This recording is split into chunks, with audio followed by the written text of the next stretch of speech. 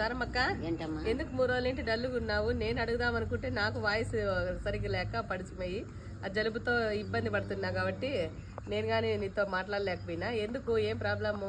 Health బాగాలేదు ఏమన్నా? లేదమ్మా, ఎందుకు?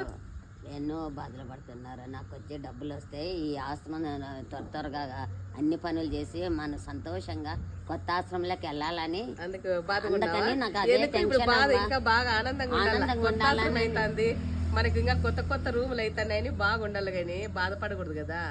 ఎందుకు, మీకు డబ్బులు వస్తే తొందరగా కావాలనే ఉంటుంది. భగవంతుడు ఎప్పుడో ఓ రోజు వస్తాయి, బాధపడకూడదు అట్లా. మనం హైదరాబాద్ దాకా పోయిచ్చినాము, చెప్పినారు సార్ కానీ వస్తాయమ్మా అని.